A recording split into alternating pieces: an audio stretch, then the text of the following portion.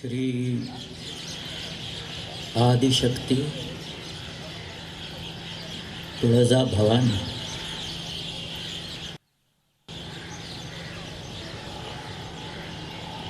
तुम्ही कधी साल्हेर त्या उत्तुंग कराल दुर्गावर एखादी रात्र काढली आहे काय? साल्हेर हा महाराष्ट्रातला सगळ्यात उंच असा दुर्ग आहे.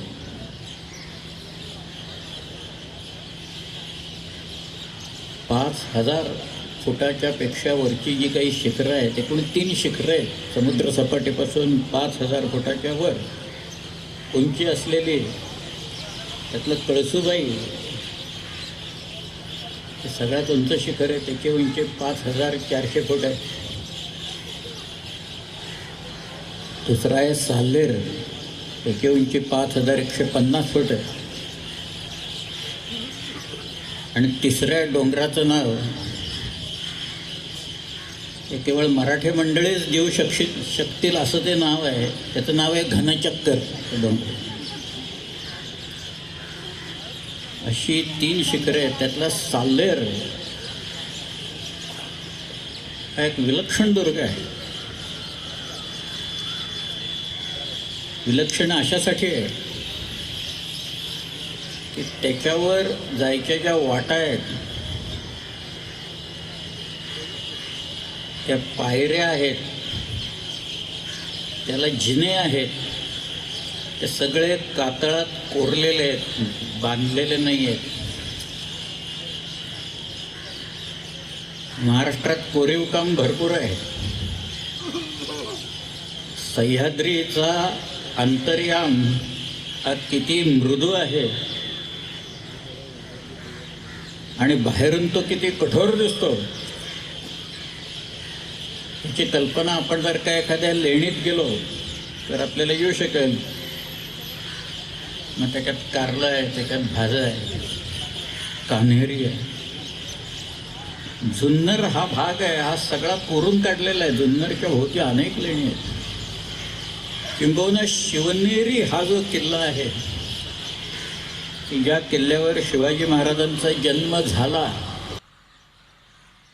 परंतु शिवाजी महाराजांच्या ताब्यात हा किल्ला कधीही नव्हता, अशा शिवनेरी किल्ल्याच्या पोटात देवळं आहेत, एक लेणी आहेत. आणि ती 2,000 वर्षांपूर्वी कोरलेली लेणी आहे. साल्हेरला रात्र काढले की तिथला वारा तुम्हाला झोपून देत नाही. तिथनं दिसणारं जे अधांतरी झुलणारं तारांगण आहे ते तुमच्यावर वरनं खाली पडतंय की काय असं वाटायला लागतं. एरवी आपल्याला कधीही न दिसणारे अनेक लक्षावधी तारे हे आपल्याला त्यावेळेला दिसायला लागतात. आणि नेहमीचे तारेसुद्धा ओळखताना पंचायत व्हायला लागते. ते साल्हेरची गंमत अशी आहे की साल्हेरला 2 पावलं कोरलेली आहेत. आणि एक आख्यायिका अशी की परशुरामाने तिथून बाण मारला आणि अपरांत निर्माण केला. अपरांत म्हणजे कोकण निर्माण केलं. त्यामुळं साल्हेरचा उत्तरेकडचा एक डोंगर आहे, त्या डोंगराला एक असं छिद्र पडलेलं आहे, नेढं म्हणतात. ते नेढं आहे. तुम्ही पुण्याला कधी आलात तर लोहगडच्या तिथं एक लेणं आहे, नेढं तिथं आहे. ते ऐका, ही त्या साल्हेरची गंमत आहे. शिवाजी महाराजांच्या कागदपत्रात साल्हेरचे उल्लेख आहेत. साल्हेरच्या परिसरात अनेक लढाया झालेल्या आहेत.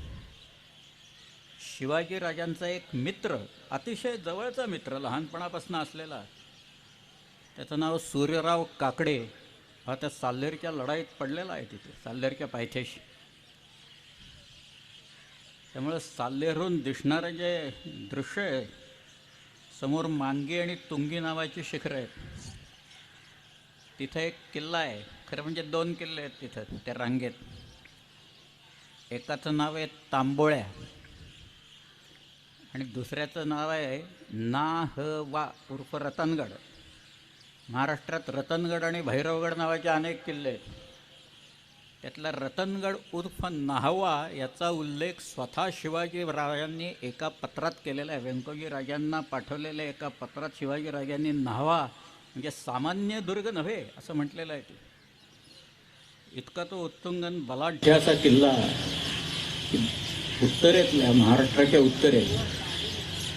खरं म्हणजे त्याच्याही पलीकडे काही किल्ले आहेत ते आपल्याकडे नव्हते पण महाराष्ट्रात आहे.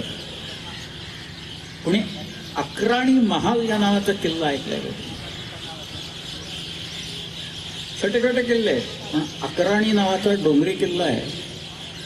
त्या अक्राणीच्या परिसरात तिथं काही आदिवासींनी इंग्रजांच्या विरुद्ध बंड केलं म्हणून इंग्रजांनी त्यांना गोळ्या घातल्या. तिथं त्यांचे अवशेष तिथं आहेत अजून. त्या महाराष्ट्रात काना कोपऱ्यात डोंगर दऱ्यात कडे कपारीत नद्या नाल्यात इतिहास भरलेला आहे. फक्त तो जाणून घ्यायची आवश्यकता ही आपल्याकडे असते. मांगे तुंगे तांबोळ्या रतनगड ही जी रांग आहे त्याला म्हणायचं शैलबारी रांग. त्याच्या खाली जी डोंगराची आडवी रांग गेलेली आहे त्याला म्हणायचं डौलबारी रांग. या डौलबारी रांगेत आहेत साल्हेर, सालोटा, मुल्हेर, मोरा, हरगड असे किल्ले त्या रांगेत आहेत. आणि त्याच्या खाली जी रांग पसरलेली आहे ती तर फारच विलक्षण आहे. त्याचं नाव आहे अजंठा सातमाळा रांग. आणि त्याच्यावर अनेक किल्ले आहेत. एकाच माळेवर अनेक किल्ले आहेत. शेजारी शेजारी किल्ले आहेत. शेजारी किल्ले बांधावे लागतात. शेजाऱ्यांना जपावं लागतं. मग आपल्याही शेजाऱ्यांना जपत असतो आपण तसं नको त्या शेजाऱ्यांनाही जपतात लोक आपले. त्याची उदाहरणं आपल्याला दिसत आहेत आता. परंतु अचला अहिवंत वणी आहे. मार्कंड्या म्हणून डोंगर आहे. रवळा आणि जवळा किल्ले. पलीकडं कणेरा म्हणून एक किल्ला आहे. धोडप आहे, कंचना आहे, राजधेर आहे, कोळधेर आहे, इंद्राई आहे, चांदवड आहे. पुढे गेलं तर अंकाई टंकाई आहे, तलतम आहे, वेताळवाडीचा किल्ला आहे. ओळीनं किल्ले आहेत सर. तुम्ही शेजारचा डोंगर फोर्टिफाय केला नाही तर आपला डोंगर व्हल्नरेबल होतो किल्ला. हे शिवाजीराजांना उमगलेलं होतं. एखादा माणूस दुर्ग बांधणीच्या कलेत किती पारंगत असेल याचं उत्तर शिवाजी महाराजांचं नाव काढून इंग्रजांनी दिलेलं आहे, फ्रेंचांनी दिलेलं आहे. He has mastered the art of फॉर्टिफिकेशन असं त्यांनी म्हटलेलं आहे. त्यामुळे सह्याद्रीचा उपयोग शिवाजीराजांनी कसा करून घेतला हीच तर सगळी कहाणी येते. तो काही त्यांनी सुरुवात केली नाही. ही जी वॉरफेअर आहे या वॉरफेअरची सुरुवात आधीच झालेली आहे. ती वॉरफेअर शहाजीराजांनी वापरलेली आहे. दक्षिणेत असलेला निजामशाहीचा वजीर मलिक अंबर यांनी ती वापरलेली आहे. किंबहुना मलिक अंबर हा एक फार मोठा माणूस होऊन गेला. माझ्याकडे एक फ्रेंच बाई आली होती. नावही सांगतो तिचं नाव एलायना द लातू. ती म्हणाली मला मलिक अंबरवर पिक्चर काढायचा आहे. म्हटलं एकदम हा मलिक अंबर हापशी माणूस आहे सिद्धी, तुला एकदम हा कुठं मिळाला, मलिक अंबर कुठं मिळाला? ती म्हणाली मी इथिओपियातल्या मुसलमान लोकांच्यावर काम करत होते आणि तिथं मला असं कळलं की इथले अनेक लोक 17व्या शतकात 16व्या शतकात ते भारतात आले आणि भारतात अतिशय मोठ्याच्या ठिकाणी हे लोक जाऊन बसले, नोकऱ्या तिथं केल्या आणि हा निजामशाही चालवली या माणसाने. हा वजीर होता इथला. मला त्याच्यावर पिक्चर काढायचा आहे पण माझ्याकडे मटेरियल नाही आहे काही. तिला एक मी पुस्तक दिलं, झेरॉक्स कॉपी दिली. तिला काही मिळत नव्हतं नाही. ते पुस्तक दिल्यानंतर तिथे रोज फोन आणि सारखे मेसेजेस यायला लागले, कारण त्याच्यात तारखा होत्या त्या हिजरीमधल्या होत्या. त्या तिला इसवी सणात कन्वर्ट करून पाहिजे होते. म्हटलं अगं ते जर का सगळं द्यायचं म्हटलं तर माझा किती वेळ जाईल त्या सगळ्याच्यात. ती म्हणाली मला फॉर्म्युला द्या. म्हटलं नाही ना, फॉर्म्युला असं देत आहेत, कॅल्क्युलेटच करावं लागतं, ते का जंत्रबिंत्र काही नाही आहेत. शेवटी तिनं तो नाद सोडला त्या मलिकांबरचा. पण नंतर मला पॅरिसहून एक फोन आला आणि त्यांनी सांगितलं, ते डॉक्टर होते एक नगरचे, ते म्हणाले अहो एका फ्रेंच पुस्तकात मी तुमचं नाव पाहिलं. म्हटलं चांगलंच लिहिलं ना, तर आणखीन काहीतरी शिवाय वेळ घातलं. म्हटलं नाही नाही म्हणाले, मलिकांबरवर पुस्तक आहे त्याच्यात. म्हणाले बरंच तुमचं नाव आहे. म्हटलं माझं नाव मलिकांबरच्या पुस्तकात यायचं काय कारण आहे? तर त्या एलियाना द लातूंनी ते एक कादंबरी लिहिली होती, त्याच्यात निनाद म्हणून एक पात्र टाकलं होतं. मी म्हटलं तू अगं मला विचारलं असतं तर सांगितलं असते, नाव फार आधुनिक आहे. 17व्या शतकात निनाद वगैरे अशी काही नावं नव्हती कोणाची. जनार्दन, गोविंद, विष्णू वगैरे चाललं असतं कोणाला तर. पण एका फ्रेंच बाईला इथं येऊन मलिकांबरवर एक पिक्चर काढावा असं वाटलं. आणि का वाटलं? एका जपानी माणसाला, त्याचं नाव आहे डॉक्टर फुकासावा, त्याला शिवाजी महाराजांच्यावर आपण संशोधन करावं असं वाटायला लागलं. म्हणून तो मराठी शिकला. एक जपानी माणूस इथं येऊन मराठी शिकतोय, कारण त्याला शिवाजी महाराज वाचायचे होते. एक ताकाखोव म्हणून होता, त्या ताकाखोवनी सुद्धा शिवाजी महाराजांच्यावर चरित्र लिहिलेलं. केळुसकर ताकाखोव वगैरे करायचं. शिवाजी महाराज जिवंत असताना सुद्धा एका माणसाने लिहिलं, अर्थात ते प्रसिद्ध नंतर झालं. परंतु एका पोर्चुगीज माणसाने, कोस्मित गार्थ नावाच्या एका माणसाने शिवाजी महाराजांच्यावर पोर्चुगीजमधनं चरित्र लिहिलं. त्यांच्यावर लिहिलेलं चरित्र आहे सगळं अख्खं. ह्या लोकांना नाना देशाचे, वेशाचे, धर्माचे असे हे लोक आहेत.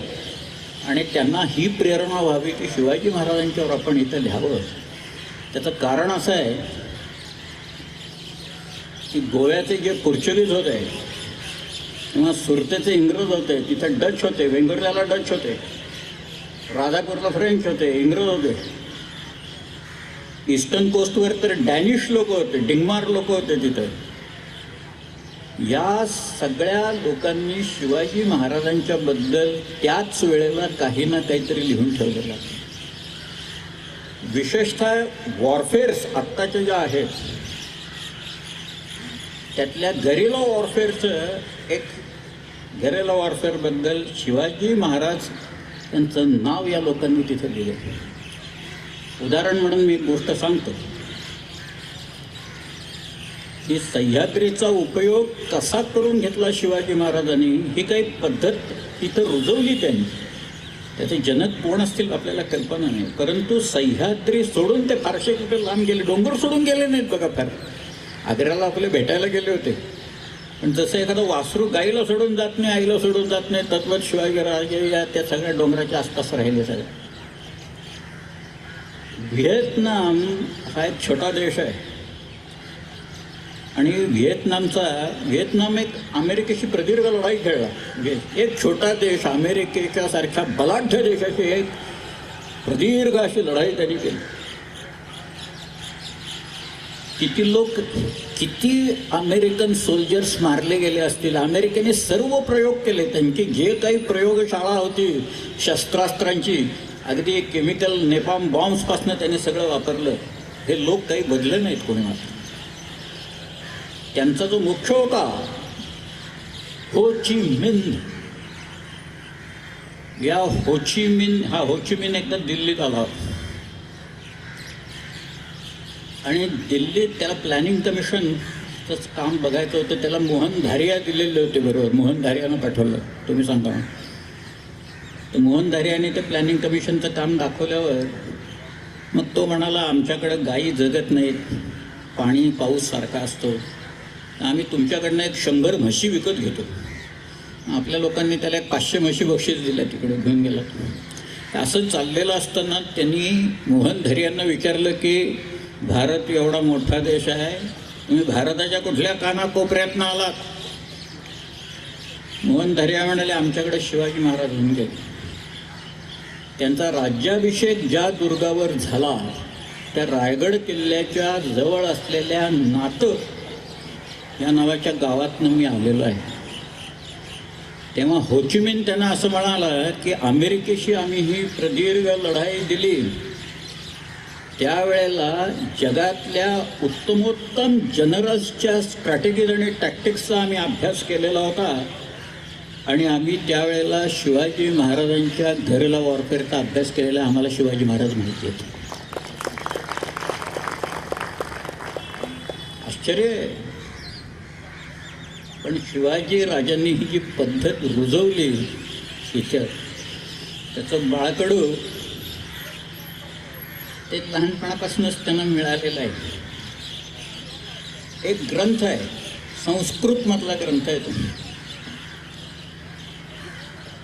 आपल्या लोकांची इतिहासाबद्दलची आस्था केवढी आहे हे सांगण्यासाठी, म्हणून मला एका गोष्टीचा मोह आवरत नाही आहे म्हणून मी ती गोष्ट तुम्हाला सांगतो.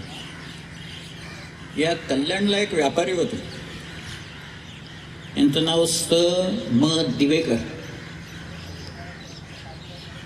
ह्या दिवेकरांच्या वाचनात सारखं यायचं अध्याय आणि श्लोक, अध्याय आणि श्लोक. आणि ते शिवाजी महाराजांच्या वरचे होते सगळे.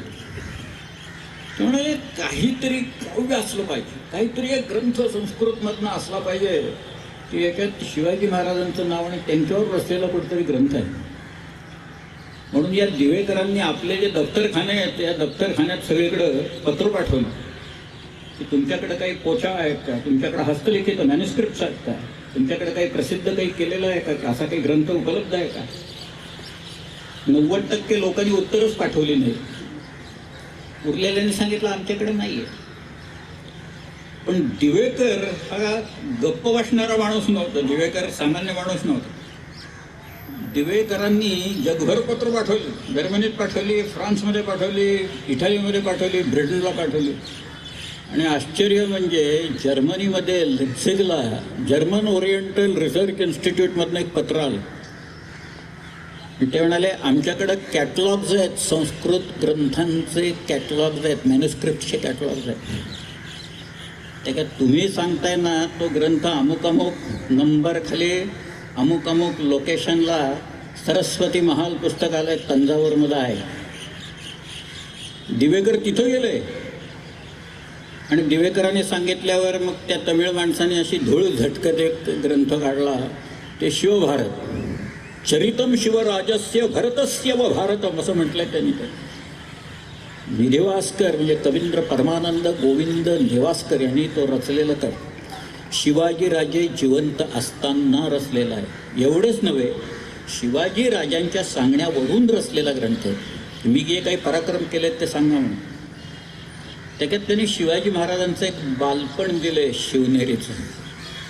मी आता सगळं सांगत नाही, पण त्यातला जो मुद्दा आहे तो सांगतो की छोटे शिवाजीराजे तिथं असताना त्यांचे खेळ काय चालायचे ते त्यांनी दिले ते परमानंदांनी. त्यातले एक खेळ असा होता की शिवाजीराजे आपल्या सवंगड्यांना घ्यायचे, नावं नाही आहेत सवंगड्यांची, पण ते आपल्या बरोबर घेऊन तिथं दगडामातीचे छोटे छोटे किल्ले बांधायचे आणि ते म्हणायचे हे गड आहेत ना हे माझे आहेत. तर लिहिले परमानंद. 6 वर्षाचा एक मुलगा या सह्याद्रीतले हे दुर्ग माझे आहेत असं म्हणतो आणि स्वराज्य मिळवण्याच्यासाठी प्रयत्नशील राहतो, कृतिशील राहतो. आणि वयाच्या 44व्या वर्षी ते स्वराज्य निर्माण करून दाखवतो. ही एक अचाट गोष्ट शिवाजी महाराजांनी इथे केली. पण लहानपणापासून हे किल्ले आहेत ना, हे किल्ले माझे आहेत. तुम्ही आज जर का उभे राहिलात त्याच्यावर, या शिवनेरीवर, तर शिवनेरीचा भोवताल तुम्ही जर का पाहिला तर त्या परिसरात काही किल्ले आहेत. जीवधनचा किल्ला आहे, तिथं चावणचा किल्ला आहे, हडसरचा किल्ला आहे, पलीकडे सिंदोळ आहे, त्याच्या पलीकडे हरिश्चंद्रगड, याबद्दल नारायणगड, अनेक किल्ले आहेत. तो परिसरच फार विलक्षण आहे. त्यामुळं दुर्ग याच्याबद्दलचं प्रेम, सह्याद्री याच्याबद्दलचं प्रेम हे शिवाजी महाराजांच्या पणात लहानपणापासूनच निर्माण झालेलं होतं हे आपल्याला सांगता येईल. सह्याद्रीत हिंडणारा माणूस असतो ना, एकदा का ते वारं लागलं सह्याद्रीतलं की तो माणूस मग तर काही फारसा तो घरी राहत नाही. मग त्याला ते वेळ लागतं सगळ्याच्या.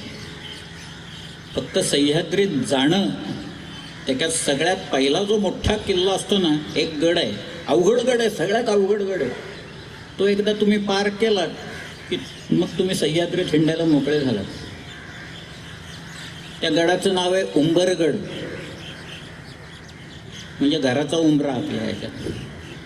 एकदा घराचा उंबरा ओलांडला आणि मग तुम्ही निघालात, मग तुम्ही सह्याद्रीचे होऊन जाता.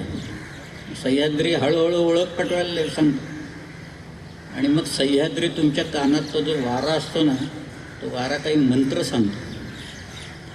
आणि शिवाजी राजांच्या कानात त्यांनी स्वातंत्र्य प्रेरकतेचा मंत्र सांगितला. सह्याद्री हे जे दुर्ग आहेत, सह्याद्रीतले गिरिदुर्ग आहेत, हे गिरिदुर्ग म्हणजे महाराष्ट्राच्या स्वातंत्र्य प्रेरकतेची प्रतीकं आहेत.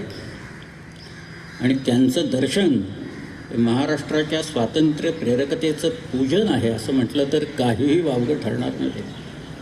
लहानपणी शिवाजी राजांनी हे जे आजमावलेलं होतं 6 वर्षाचे असताना, पुढे ते पुण्यात आले, पुढे नंतर बंगलोरला गेले. आत्ता कानडी आणि मुलखात आणि आपल्यात काय चाललंय ते लक्षात आलं असेलच आपल्या. आता गेले काही दिवस फार जोर चाललाय ते. आमच्या आरारावांच्यावर खटले भरले जातात कानडीला. मी गेलो होतो बेळगावला, त्यावेळेला 2 पानी मुलाखत माझी छापून होती. तिथं समोर एक किल्ला आहे, बेळगावच्या जवळ आहे, त्याचं नाव आहे राजहंसगड. येळ्ळूर म्हणून गाव आहे, येळ्ळूरवरनं जायचं ते किल्ल्यात. ते म्हणाले ते सगळा फोडतायत किल्ला आणि तिथं शिवाजी महाराजांचा पुतळा बसवतात, तिथं विधानसौध बांधतायत आणि बेळगाव दुसरी राजधानी करतायत. महाराष्ट्राने परत त्याच्यावर कधी क्लेमच लावू नये आता ते बेळगावावर. ते म्हणाले तुम्हाला काय म्हणायचं असं मला विचारलं. बरं मी म्हटलं शिवाजी महाराजांचं स्मारक जर का कर्नाटकी लोकांना उभं करायचं असेल तर ते बंगलोरला करा म्हणून.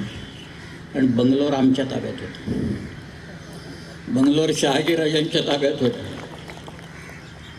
शहाजीराजे बंगलोरला एखाद्या राजासारखं कसं वागायचंय याच्याबद्दल जयराम पिंडेने सगळं दिलेलं आहे म्हटलं. त्याच्यात वाचा. त्यांचा अख्खा दिनचर्या, त्यांची अख्खी दिनचर्या कशी होती ती तिथं दिलेली आहे. आणि म्हटलं शिवाजीराजे तिथं होते, त्यांनी ते सगळं पाहिलं. आणि आल्याच्या नंतर 12 वर्षाचे शिवाजीराजे आहेत. आणि त्यांनी त्यावेळेला पुणे, सुपा आणि इंदापूर अशी ही 3 हे सगळे सुभे त्यांना जहागिरीत मिळाल्याच्या नंतर शिवाजीराजांनी हा जो स्वातंत्र्याचा चंग बांधला आणि खेळ सुरू केला.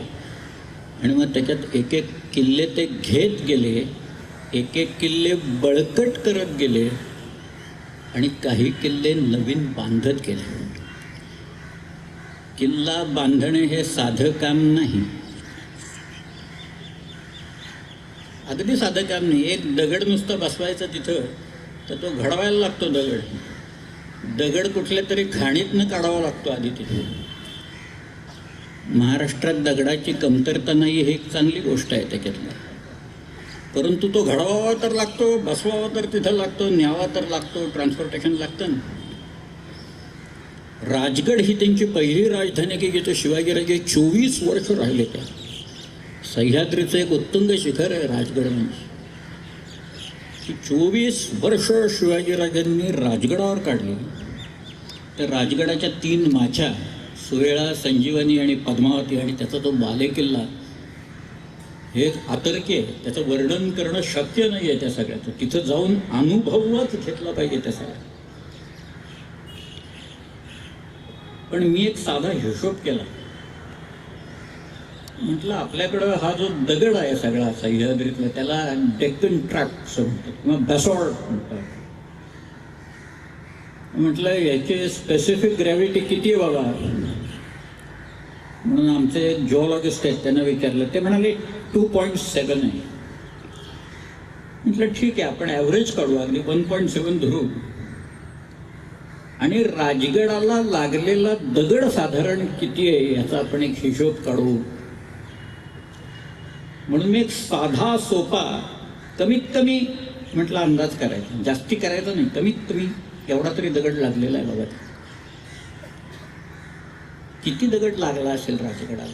एक किल्ला बांधला शिवाजीराजांनी, नंतर किल्ल्यांच्या शृंखला निर्माण केल्या त्यांनी, पण केवळ राजगड या एका किल्ल्याला, त्या 3 माचान बाले किल्ल्याची तटबंदीला जो दगड लागलेला आहे तो किमान 3 लाख टन दगड लागला. कुठून आणला दगड माहीत नाही, इथं काही माइन्स नाही. कुठनं काढला आणला काही पत्ता नाही. लोक किती लावले कामाला माहिती नाही. पण एक पत्र आहे, गमतीदार पत्र आहे म्हणून मी सांगतो. हा जो बाजी सर्जाराव जेधे होता ना, कान्होजी जेधेंचा मुलगा, त्याला काही राजपूत लोक त्रास देत होते, काहीतरी भांडण झालं असेल.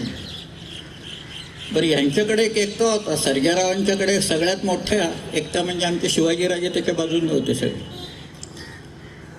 तर हा बाजी सर्जाराव त्या राजपूत लोकांना परस्पर दमदाटी करतोय बरं का.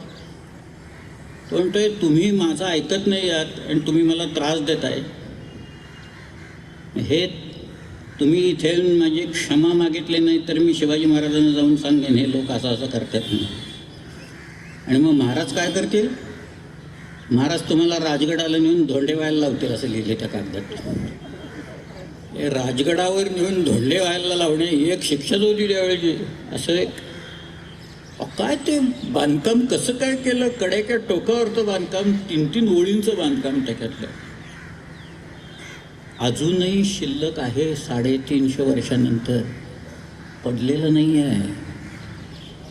वर्तमानपत्र उघडलं, TV लावला की एक इमारत पडताना दिसते आपल्याला त्याच्यानुसार. तसं नाही आहे ते कुठेही, पक्क बांधकाम आहे. म्हणून ते सगळे लोक म्हणतायत, युरोपियन लोक म्हणतायत, जिंजीचा किल्ला शिवाजीराजांनी ज्या वेळेला घेतला, जिंजी कुठे माहिती आहे का, जिंजी मद्रासच्या दक्षिणेला 150 किलोमीटरवर किल्ला आहे जिंजी. चंद्रगिरी, कृष्णगिरी आणि राजगिरी असा मिळून त्याला प्रत्येक किल्ल्याला तटबंदी आहे आणि जिंजीला पूर्णपणे मोठी तटबंदी त्याच्यात. एक गाडावरनं जाईल एवढं पॅरापेट वॉल आहे ते जिंजीची, तिकडे चंजी म्हणतात त्याला. तो जिंजीचा किल्ला शिवाजीराजांनी घेतल्यावर पहिल्यांदा त्यातला बराचसा भाग पाडून टाकला आणि नवीन बांधला. पॉंडिचेरी त्यावेळेला आपल्याकडे होती बरं का, पॉंडिचेरी शिवाजी महाराजांच्याकडे. तिथनं फ्रेंच लोक आले, एक झेरम्या नावाचा वकील आला आणि त्यांनी जो रिपोर्ट लिहिल्यानंतर त्याच्यात त्याने असं लिहिलं आहे की Shivaji has conquered the fort of Gingee and he has demolished the earlier fortification and he has started the new construction of the fort. The bastions are so strategically placed that the fort appears to be constructed rather by the European engineers than the Indians. European लोकांच्या पेक्षा उत्कृष्ट बांधकाम शिवाजी महाराजांनी इथं केलेलं आहे. किल्ल्यावर बायलावरच लक्षात येतं विलक्षण. हे आता काही जिंकाच्या पलीकडे गेलेलं आहे सगळ्याला. म्हणजे हे सगळे लोक, इंग्रज किंवा फ्रेंच लोक, स्वतःच्या दुर्गाच्या बाबतीत, त्या जिब्राल्टरच्या बाबतीत तर काय, रायगडाला जिब्राल्टर ऑफ द ईस्ट म्हणताय तिकडे येऊन त्याच्यात. म्हणून की जिब्राल्टर अभेद्य आहे तर खडक जिब्राल्टरचा. स्पेनच्या ह्याच्यात येत होतं, मी पाहिला आहे तो लांबून, जहाजावरनं पाहिला आहे मी. गंमत म्हणजे आपल्याकडं सह्याद्रीतनं उतरायला खूप वाटा आहेत खाली, कोकणात उतरायला. त्यातल्या काही गाड्या जातील अशा वाटा आहेत, काही माणसंच जातील एवढ्या आहेत, काही बारकी जनावरं जातील एवढ्या वाटा आहेत. याचे सर्वे कुणी केले होते, शिवाजीराजांना माहिती होतं हे सगळं. शिवाजीराजांच्या सगळ्या मुलखाचा नकाशा पर्वतराव नावाच्या एका माणसाने काढलेला औरंगजेबाच्या समोर होता त्यावेळेस. पण औरंगजेबाने अब्दुल माबूद नावाच्या एका माणसाला पाठवून या घाटवाटा कोकणात उतरणाऱ्या किती आहेत त्या सर्वे कर बघू. 260 वाटा आहेत. त्यांनी हिशोब दिला आहे सगळा त्या अब्दुल माबूद. औरंगजेबाने सर्वे केला आहे त्याचा. पुण्याहून निघालं तर पुण्याहून रायगडला जायला पूर्वी आम्हाला 2-2 दिवस लागायचे चालत. ते आता 500चं धरण झाल्यावर आम्ही लॉन्चमधनं जातो, मग 1च दिवस लागतो चालायला. पण मग तामिणीचा घाट सोडला तर कावल्या बावल्याची खिंड आहे तिथनं, त्याच्या पलीकडे गेलं तर एका घाटाचं नाव आता ही आपणच ठेवलेली असतात आणि आमची भाषाच विलक्षण आहे सगळे आणि लोकही विलक्षण आहे तिथं. त्यामुळं त्या घाटाचं नाव आहे बोचे घोळ असं तिथं. म्हणजे बोट टेकत टेकतच जावं लागतं तिथनं, त्या घरी जाताच येत नाही तिथनं. त्याच्या पलीकडे एक फडताड म्हणून घाट आहे आणि बऱ्याच आहेत. म्हणजे मग मड्या आहे, शेवट्या घाट आहे, उपांड्याची नाळ आहे, गोप्या घाट आहे. ओळीनं खूप वाट आहेत खाली उतरायला. त्यातल्या त्या बोचे घोळीमधनं जो रायगड समोर दिसतो ना, तो त्या जहाजावरनं जिब्राल्टरचा खडक कसा दिसतो ना तसा दिसतो. पण केवळ दिसण्यावर नाही, त्याची जी मजबूती आहे त्या मजबूतीच्यासाठी इंग्रज लोक रायगड त्याची तुलना ही ते जिब्राल्टरच्या रॉकशी करतायत. केवळ अभेद्यता हा त्यातला सगळ्यात मोठा भाग, की अनेक इंग्रज वकील हे रायगडावर आले, खूप जण आले रायगडावर. टॉमस निकल्स या नावाचा आला, पीटर उस्टिक नावाचा वकील आला, हेनरी ऑक्झिंडन हा रायगडावर राज्याभिषेकाच्या वेळेला होता. त्याच्यानंतरही अनेक मंडळी येऊन गेली. यांनी रायगड, त्या टॉमस निकल्सने असं लिहिलेलं आहे की शिवाजी महाराजांनी रायगड किल्ला घेतल्याच्यानंतर एक तटबंदी बांधलेली आहे, त्याच्या आत दुसरी तटबंदी बांधून तो किल्ला इतका मजबूत करून ठेवलेला आहे की जर का त्याच्यावर अन्नाचा पुरेसा साठा असेल तर अपुऱ्या शिबंदीनिशी अवघ्या जगाविरुद्ध हा किल्ला लढू शकेल असं त्यांनी लिहिलेलं आहे. रायगड एक किल्ला फक्त, त्याच्यातला बांधकाम कोणाचं? स्वतः शिवाजी महाराज. सुपरविजन कोणाची? शिवाजी महाराज. आर्किटेक्ट कोण? शिवाजी महाराज. इंजिनियर कोण? शिवाजी महाराज. आणि इंग्रज लोक कौतुक करतात त्याचं. हे सगळं अतर्क्य आहे. हे त्या इंग्रजांनी इंग्लिश रेकॉर्ड्स ऑन शिवाजीमध्ये कोण कोण काय काय शिवाजी महाराजांच्याबद्दल म्हणतं एकदा बघा तुम्ही. त्यांच्या ज्या कॉमेंट्स आहेत ना, त्या कॉमेंट्स ऐकल्याच्यानंतर आपल्याला लक्षात येतं की काय यांना नेमकं काय म्हणायचं. आज शिवाजीराजे सह्याद्री एवढा पाठ होता लोकांना आपल्या की त्यांचं हेर खातं तगडं होतं. आणि हेर खातं कुत्रं आलं म्हणून सांगतो जाता जाता, त्याचा संबंध कर्नाटकाशी आहे म्हणूनच सांगतो तो.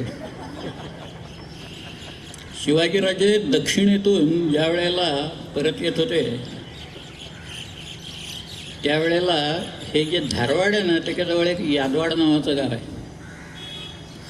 त्याच्याजवळ एक बेलवडी नावाची एक गढी आहे. मल्लम्मा, त्या बाईचं नाव सावित्रीबाई, तिला मल्लम्मा म्हणायची.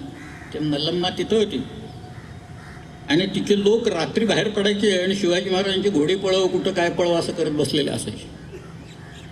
म्हणून शिवाजी महाराजांनी काही माणसं आपली सोडून दिली त्यांच्यावर. त्यांनी बंदोबस्त केला. त्यातल्या एका माणसाने त्या बाईवर अतिप्रसंग केला म्हणून शिवाजी महाराजांनी त्याचा गुन्हा शाबत डोळे काढले, स्वतःच्याच माणसाचे काढले.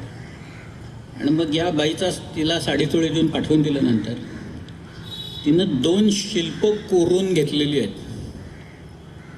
यादवाडच्या तिथं एका देवळात आहे. त्यातल्या एका शिल्पात शिवाजीराजे बसलेत आणि त्यांच्या मांडीवर ते आपला मुलगा ठेवते असं एक चित्र आहे त्याच्यात. आणि दुसरं जे शिल्प आहे त्याच्यात शिवाजीराजे घोड्यावर बसलेले आहेत, ढाल आणि तलवार आहे त्यांच्या हातात. आणि तिथं खाली एक कुत्रं आहे काढलेलं त्याच्यात. मग ते कुत्र्याचं सांगायचं होतं म्हणून मी मुद्दा म्हणून सांगितलं. एक कुत्रा आहे तो त्याच्यात. आता ते कुणाचं आहे वगैरे काही कल्पना नाही, पण त्या शिल्पात शिवाजी महाराजांचे कुत्रे त्या बाईंनी काढलेले आहेत. हा जो म्हणून सह्याद्रीचा उपयोग, तुम्ही आज सह्याद्रीमध्ये आपण ज्यावेळेला, खरं म्हणजे कुठल्याही मराठी माणसाला सह्याद्रीच्याबद्दल वेगळं काही सांगायला नको, पण त्याच्या ज्या गमती आहेत ना, ती गंमत त्यातली एक अशी आहे. संभाजी राजांनी बुधभूषण या नावाचा जो ग्रंथ लिहिला आहे त्याचा जो उपोद्घात आहे, त्या उपोद्घातात संभाजीराजे हे असं म्हणतात की हा सह्य पर्वत कसा आहे, तर शत्रूला असह्य होणारा हा सह्य पर्वत आहे. बरं, आम्हाला सह्य आहे सगळं इथे जे काय आहे ते, पण तो शत्रूला मात्र असह्य होतो. आणि खरंच तसं आहे. इथे जे कोण आले त्या लोकांची या सह्याद्रीनं वाट लावली पाहिजे. तुम्ही वाचला असेल, उदाहरण म्हणून मी सांगतो. एक महमूद गावान या नावाचा एक फार मोठा माणूस या बहमनी कारकिर्दीत होऊन गेला. तुम्ही कधी बिदरला गेलात तर त्याचा एक मदरसा आहे महमूद गावांचा. तिथं महमूद गावांचे फार गोडवे गाळले जातात तिथं. त्याच्या मुत्सद्दीपणाचे, त्याचे कोण मॅनेजमेंटचे महमूद गावांच्या पत्रांचा संग्रह रियाजुल इन्शा म्हणून प्रसिद्ध आहे. आणि त्या रियाजुल इन्शामध्ये त्यांनी वर्णन केलेलं आहे सगळं. त्याच्यात तो म्हणतोय सह्याद्रीचे ते सगळे डोंगरदऱ्या आहेत त्या भयंकरच आहे, भयंकरच आहेत असं म्हणतो तो सगळं. हे काही खरं नाही इथलं सह्याद्रीचं. आमचे जेवढे लोक गेले तेवढा सगळ्यांना त्रास दिला. या सगळ्या सह्याद्रीने त्रास दिला, इथल्या डोंगर दऱ्यांनी दिला, नद्या नाल्यांनी म्हणजे भयंकर आहे ते सांगेनच मी. पण महमूद गावान सह्याद्रीच्या दऱ्याखोऱ्यांचं इथल्या डोंगर दऱ्यांचं कौतुक करतो. त्याला त्रास झाला असेल पण शेवटी कौतुकच आहे ना आमचं. शिवाजी महाराजांच्या पत्रात शिवाजी महाराज म्हणतायत, औरंगजेबाच्या अधिकाऱ्यांना त्यांनी पाठवलेलं पत्र आहे. त्या पत्रात ते म्हणतायत की माझा मुलूक हा असा आहे, डोंगर दऱ्याने भरलेला आहे, इथे 40 किल्ले आहेत, इथं आमच्या नद्या नाले आहेत सगळ्या, सह्याद्री आहे, सह्याद्रीत 40 किल्ले माझे आज आहेत. इथं अफजल खान आला त्याची अवस्था मी काय केली तुम्हाला माहिती, इथं शाहिस्ते खान आला त्याची अवस्था काय केली माहिती. तुम्ही तो जिंकायची भाषा करता. आमच्या सह्याद्रीत कल्पनेचा वारू चालवणं देखील अवघड आहे. समंदे तलाश बेकयास म्हटले, इथं कल्पना करणंच अवघड आहे सह्याद्री घेणं. स्वतः शिवाजी महाराजांनी पर्शन पत्र लिहिलेलं आहे नीलप्रभूचं, त्या पत्रातले उल्लेख आहेत. स्वतः शिवाजीराजे सह्याद्रीबद्दल काय म्हणतायत त्याच्यातलं की हे सगळं जे वैभव आहे आमचं हे केवळ त्या सह्याद्रीच्यामुळे आहे, तिथल्या रांगांच्यामुळे, तिथल्या या विलक्षण दुर्गांच्यामुळं हे सगळं वैभव आम्हाला प्राप्त झालेलं आहे. संभाजीराजे तेच म्हणत आहेत, दुर्ग जे काही आहेत दुर्ग काही सामान्य प्रकार नाही. आणि गिरिदुर्ग वरती किल्ले बांधणे फार अवघड आहे. आधी किल्ल्यावर जाणंच अवघड आहे आणि मग दुर्ग बांधायच्या. शिवाजी राजांच्या ताब्यात किती दुर्ग होते की मोजदात काही कोणी केलेली नाही, म्हणजे त्याच्यात काही आहे ऑफिशियल अशी काही नाही, बखरीत नाही आहेत उल्लेख. पण शिवाजीराजे आग्र्याला गेले ना त्यावेळेला त्यांच्याकडे 16 किंवा 17 किल्ले असतील. या मिर्झाराजाशी तह झाला त्यावेळेला दिलेले काहीतरी 12 किल्ले त्यांनी, आणि स्वतः शिवाजीराजांनी बांधलेले सिंधुदुर्ग प्रतापगड वगैरे असे धरले तर 15-16 किल्ले असतील. शिवाजीराजे आग्र्याहून परत आले ह्याच्याबद्दल सुद्धा वाद आहेत बरं का आपल्याकडे. काही लोक म्हणतात 12 सप्टेंबरला आले, काही लोक म्हणतात 20 नोव्हेंबरला आले. वाद जाऊ देत. पण स्वराज्य काय करत होतं त्यावेळेला, स्वराज्याची वृद्धी होत होती का स्वराज्य खंगत चाललेलं होतं. एक बाई बसली होती, मुलाची वाट बघत बसली आहेत. त्या बाईचं वय किमान 62 वर्षाचं असेल, त्यावेळेला 62 असेल जिजाऊ साहेबांचं वय. जिजाऊ साहेब आणि शहाजीराजांना एकूण 6 मुलं झाली. त्यातला सगळ्यात थोरला मुलगा संभाजी जगला, मधली 4 मुलं वारली, सगळ्यात शेवटचे शिवाजी महाराज जगले. तर हा मुलगा औरंगजेबाच्याकडे गेला, जगतोय का मरतोय अशी परिस्थितीत. कारण औरंगजेबाने कुणालाच ठेवलं नाही, बापालाही मारला, भावाला मारलं, बहिणीला कैदेत टाकलं होतं, मुलाला मारलं त्यांनी स्वतःच्या, मोहम्मद सुलतान या नावाच्या का मुलाला त्यांनी मारलं. अशा औरंगजेबाच्या ताब्यात शिवाजीराजे गेलेले असताना ही बाई रडत बसलेली नाही आहे की काय करायचं आता, माझा मुलगा एक शेवटचा होता. नाही, शिवाजीराजे सुटले किती तारखेला, 17 ऑगस्ट 1666ला सुटले आग्र्याहून, निसटले. त्याच्या आधी 2च दिवस 15 ऑगस्टला जिजाऊ साहेबांनी रांगणा उर्फ प्रसिद्धगड हा किल्ला जिंकून स्वराज्यात आणला. स्वराज्य वाढलं, स्वराज्य वृद्धिंगत झालेलं आहे, वाढलेलं आहे. हे जे किल्ले आहेत ना इथले, त्याला औरंगजेब शिवाजी महाराजांना म्हणतोय की तुम्ही चिठ्ठी द्या, पत्र द्या, मी आम्ही उरलेले किल्ले ताब्यात घेतो. शिवाजी राजांनी औरंगजेबाला सांगितलं, मी स्वतः जरी चिठ्ठी दिली तरी माझे लोक तुला किल्ला देणार नाही. औरंगजेबाने मिर्झाराजांना पत्र लिहिलं की हे असं असं शिवाजी म्हणतोय. मिर्झाराजे म्हणाले तो म्हणतोय ते खरं आहे, कोणी किल्ले बिल्ले देणार नाही. त्याचं पत्र तो स्वतः समोर दिसल्याखेरीज आणि तो म्हणाल्याखेरीज कोणी किल्ल्याला हात लावून देणार नाही. नुसतेच किल्ले नाहीत, माणसं तयार केली हो त्याच्याची, अनुयायी तयार केले. एक एक किल्ल्यासारखा एक एक बुलंद माणूस तयार झाला त्या सगळ्या. किल्ले घ्यायचे म्हणजे काय सामान्य गोष्ट आहे का ती.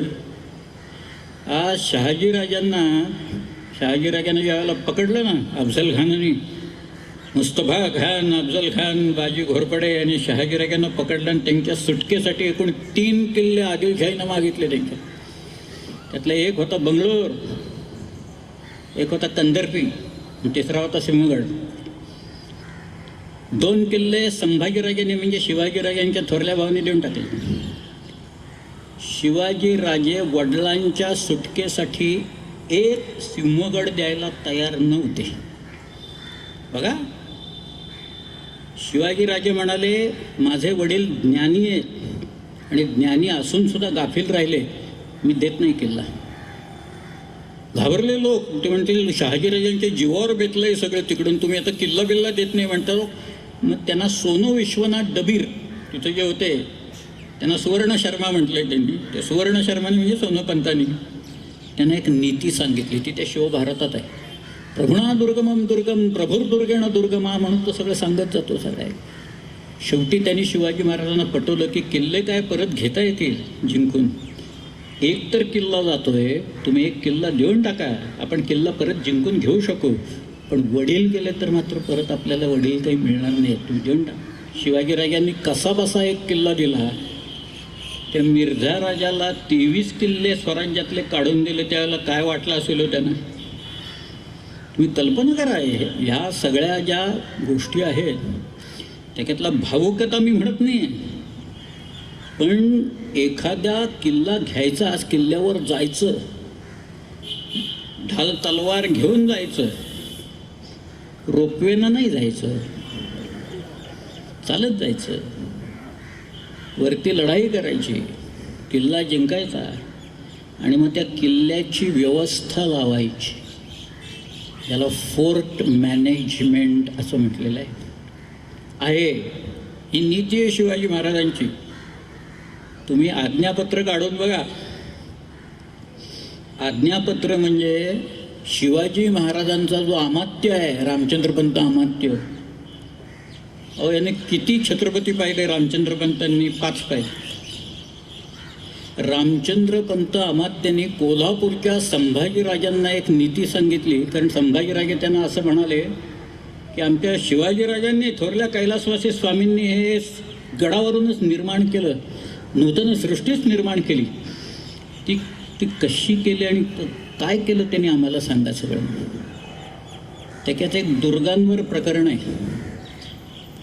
शिवाजीराजांनी केलं तो असं म्हणतोय, मी आता सगळं सांगत नाही, पण आपल्या बुद्धिवैभवे व पराक्रमे कोणाची गणना न करता कोणाशी तुंबळ युद्ध करून रणास आणले, कोणाचे दर्शनास गेले, कोणास आपले दर्शनास आणले, कोणास परस्पर मित्रभेद केले, कोणास परस्पर कलह लावून दिले, असे ज्या ज्या उपाये जो जो शत्रू आकळावा त्या त्या उपाये तो तो शत्रू पादाक्रांत करून साल्हेरी ऐवंतापासून चंदी कावेरी तीरापर्यंत निष्कंटक राज्य, शतावधी दुर्ग, 40,000 पागा, 60-70 हजार शिलेदार, 2 लक्ष पदाती, ऐशी केवळ नूतन सृष्टीच निर्माण केली की ज्या राज्यावरील औरंगजेबासारखा मातब्बर शत्रू चालून आला असता हतप्रभवून यमाला श्रेयास गेला, ते हे राज्य शिवाजी महाराज.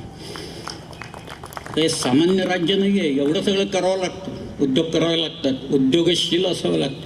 परस्पर कलह लावून दिले म्हटले बघा त्याच्यात. कोणाचे मित्रभेद केले म्हणजे हा त्याचा मित्र आहे ना फोडा. आमचे लोक फक्त तेवढंच शिकले, बांधायला काही शिकलेच नाहीत किल्ले बिल्ले वगैरे सगळे. मित्रभेद करायचं वगैरे म्हटलं ते छान आहे म्हणाले, आम्हाला तेवढंच करू आम्ही. आता नूतन सृष्टी कुठे गेली मग शिवाजीराजांनी निर्माण केली? ही नाही करता आली लोकांना इथं निर्माण.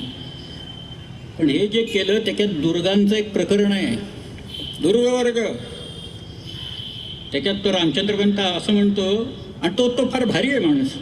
तो त्या सगळ्यात तो जो काय त्याचं चॅप्टर आहे त्यातलं सगळं सार एका वाक्यात सांगून जातो सुरुवातीला. त्याच्यात तो असं म्हणतोय, संपूर्ण राज्याचे सार ते दुर्ग.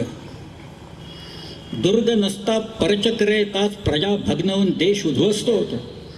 आणि यापूर्वी जे राजे झाले त्याने दुर्ग बांधून देश शाश्वत करून घेतला.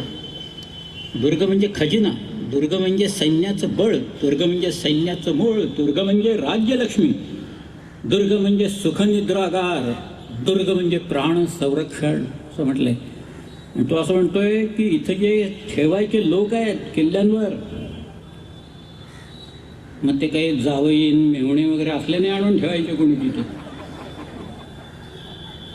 ते पारखून घ्यावे लागतात. किल्ल्यांवरचे लोक असतात ते कैफी लोक नकोत, नशेखोर लोक नकोत. पारखून घ्या, हवालदार लागतो, तिथं सबनीस लागतो, सरनोबत लागतो, कारखानीस लागतो, एरवी सगळी शिबंदी लागते त्या किल्ल्याचा बंदोबस्त करायला. आणि हे सगळे उत्तम लोक पाहिजेत. शिवाजी राजे जिवंत असताना एकही किल्ला शत्रूच्या ताब्यात त्यांच्या एकाही माणसाने कधी दिला नाही. त्याचं कारण असं आहे, त्या आज्ञापत्रात लिहिले की जर काय एखादा हवालदार किल्लेदार फितूर आहे असा संशय जरी आला, संशय, त्याला कुटुंब कबिल्यासकट पकडून आणायचा आणि त्याचा गुन्हा साबित झाला तर त्याचं मुंडकं मारायचं आणि ते गडोगडी फिरवायचं. परत असा गुन्हा करायला कोणी तयार होणार नाही, कोणीही केला नाही. एकही उदाहरण नाही. ते कसं करणार हो, मुंडकं आपलं फिरतंय सगळीकडं, लोकांना कसं काय आवडेल त्या सगळ्या. एकाही माणसाने केला नाही. पण हे जे लागतंय, मी सांगत होतो की जिजाऊ साहेबांनी एक किल्ला जिंकून घेतला. 17 किल्ले होते, 18 किल्ले झाले होते. महाराज परत आले की नंतर राजांना आनंद झाला, रे आपल्या अनुपस्थित स्वराज्य वाढलं. आईनं मला जे शिकवलं ते स्वतः तिनं करून दाखवलंय, ते माझ्या आईनं करून दाखवलंय. ते सगळ्या जिजाऊ साहेब स्वस्थ बसलेले नाही आहेत. ही परिस्थिती 3.5 वर्ष पुढची, 3.5 वर्ष. 4 फेब्रुवारी 1670 नंतर शिवाजीराजांनी हे गेलेले किल्ले परत घ्यायला सुरुवात केली.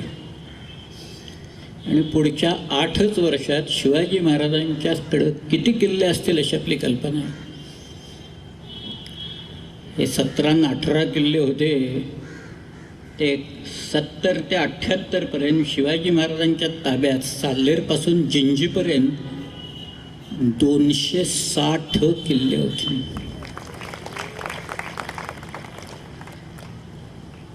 नुसती किल्ल्यांची नावं लिहित असताना हाताला रग लागेल अशी परिस्थिती आहे. ते युद्धबिद्धन वगैरे बाकी लढाया वेळा जाऊ देत सगळ्या ते सगळे, पण किल्ला घ्यायचा तो बळकट करायचा. परत शेजारचा डोंगर उपद्रवी असेल तर पाडून टाकायचा किंवा त्याला फोर्टिफिकेशन्स करायचे आणि एक शृंखला, एक डिफेन्सची लाईन निर्माण करायची. शिवाजीराजांनी इथे केलं. हे काही सामान्य कृत्य नाही आहेत, ही सगळे असामान्य कृत्य महाराजांच्या हातनं घडलेले आहेत. आपल्याकडे एक काव्य आहे. काव्य म्हणजे काय, आपल्याकडं कवी तरबेजच येतो काय. हल्ली तर एक नवीन प्रकार असा आहे की गद्यच लिहायचं आणि त्याला काव्य म्हणायचं वगैरे, असंही चालू आहे. कारण त्यांना यमक बिमक जुळवता येणंच अशक्य आहे मुळात. पण एक महाराष्ट्र कवी होते आणि त्यांनी एक खंडकाव्य लिहिलं शिवाजी महाराजांच्यावर, खूप मोठं, छत्रपती शिवराय म्हणून एक काव्य खूप मोठं आहे. तो चांगलं लिहिलं आहे. त्यांचं नाव यशवंत दिनकर पेंढरकर किंवा कवी यशवंत, राजकवी यशवंत.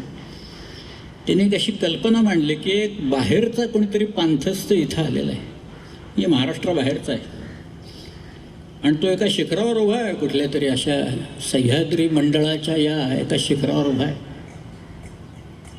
आणि तो म्हणतोय, डोंगरानो का उभे, सांगाल का काही मला, 300 वर्षांचे जो मागला तो मामला. कुणी फिरस्ता हिंडतावनी वदला ऐशी आर्जव वाणी, ऐकून त्याची आर्त भावना आली येथल्या जडा चेतना. मला विचारा मीच सांगतो आधी या माझ्याचकडे, सरसावत एक एक पुढे हात उभारून घुमू लागले डोंगर किल्ले बुरुजकडे. आणि मग ते आपली कथा व्यथा हे त्या पांथस्थाला सांगतायत. तो त्याच्यात गुंगून चाललाय. तो पुरंदर म्हणतोय माझ्याकडे या, विशाळगड म्हणतोय या इथं, बाजीप्रभूची कथा मी तुम्हाला. अशी ती कल्पना करून त्यांनी फार सुंदर काव्य रचलं. अमीन ठाणे दार शिरवळी सुभान मंगळ कोटात, निपटून द्या ते निमिषात, फत्तेखाना दिला तडाखा पुरंदराच्या परिघात. असं त्यांनी ती गजापूरची खिंड बाजीच्या रुधिरे स्नात, तिचं पावन खिंड म्हणून इतिहास करी प्रणिपात वगैरे. आता हे काव्य सोडून देऊ, इतिहास त्यातला बाजूला ठेवू आपण. पण स्फुरण, चेतना आणि प्रेरणा या शिवचरित्रात किती आहे. आणि शिवाजी महाराजांना हा जो स्वातंत्र्याचा मंत्र आहे ना, हा त्या सह्याद्रीनं शिकवलेला मंत्र सगळ्या आहे. तो जो वारा आहे. म्हणून आज सह्याद्रीवर आपण का जातो. आज मी अनेक वेळा किल्ल्यांवर जातो ना, मला यातना होतात. कारण मुलं एखादी ट्रिप अरेंज केली ना, ट्रिप, परवाच बाबासाहेब सांगत होते की निनादराव आम्ही एक आनंद यात्रा म्हणून घेऊन जातो आम्ही, आणि मग मुलांना किल्ले वगैरे असे दाखवतो इकडे. परवा काही मुलं आली होती, तरुण मुलं होती सगळे, आणि ते विचारत होते हा कुठले कुठले काय काय which forts you are going to visit. आणि काहीतरी सांगितले बाबा आम्ही ते इकडे जाणार तिकडे जाणार आहोत. AC बस आहे का? बस AC असली तर आम्ही येणार. किल्ल्यांवर गेल्या की नंतर गाणी तर काय विचारच नको तशी चालतात. एक शेली नावाचा कवी होता, शेले, ब्रिटिश कवी होता. तो म्हणाला होता, you tell me the song on the lips of your youth and I will tell you the future of your nation. आणि काय चाललंय? एक आनंदवन भुवन कुठे? एक माणूस नाचला, आनंदवन भुवन निर्माण झालं म्हणून. हिंडता फिरता स्वप्नी जे देखिले रात्री ते ते तैसेचे होत असे. हिंडता फिरता गेलो आनंदवन भुवन. कुठाय त्या आनंदवनात तसं? महाराष्ट्र हा प्रेरणादायी होता एकेकाळी. महाराष्ट्रानं अनेक संदेश दिले. महाराष्ट्रानं क्रांतीचे संदेश दिले. महाराष्ट्रानं अध्यात्माचे संदेश दिले. पार अगदी कुठपर्यंत जावेत? पंजाबपर्यंत जावे. नामदेव महाराजांचे पंजाबमध्ये गेले. दिल्लीपासनं सगळीकडे नामदेव महाराजांचं नाव आहे. इथं संतांची तर काही म्हणजे मांदियाळीच आहे सगळे. शेकडो आहे. जुन्नरचे इथं नारायणगाव आहे. मी तिथे एकदा व्याख्यानाला गेलो होतो. ते म्हणाले आमच्या मठात या नाही 5 मिनटं आलात तर बरं होईल. इथे एक साधू पुरुष झाले, त्यांनी ग्रंथ रचलाय, तर आम्ही तो छापलाय म्हणाले. म्हटलं चला येतो मी गेलो. एवढा मोठा ज्ञानसागर या नावाचा ग्रंथ. कुठं? नारायणगाव. नारायणगाव म्हणजे आपल्या साबरी शेखांचं गाव. ते राप फडणीस म्हणून विद्यालय आहे, तिथं शिकलंय साबरी शेख. तिथं माझी व्याख्यान ठेवली होती त्यांनी. आणि मी तिथं गेलो त्या नारायणगावमध्ये, आणि तिथं ज्ञानसागर या नावाचा अतिशय उत्कृष्ट असा ग्रंथ तिथं ठेवला. हे सगळीकडं ते महाराष्ट्रावर पसरलेलं. महाराष्ट्रातच नेमकं असं का व्हावं? सगळं एवढी अधोगती का प्राप्त व्हावी आम्हाला? संतांनी इतके सुंदर विचार दिले की आता मराठी लोक म्हणतात मराठी शाळा चालवणं अवघड झालेलं आहे. लोकांना इंग्रजी शाळेत मुलांना प्रवेश घ्या, अवश्य घ्या. उत्तम इंग्रजी आलंच पाहिजे बोलायला सर. पण आपली भाषा विसरून नव्हे ते. आपली भाषा आलीच पाहिजे ते काय. आणि आमची भाषा कशी आहे? अमृता ते ही पैजा जिंकणारी भाषा आहे. ती काही सामान्य भाषा नाही आहे.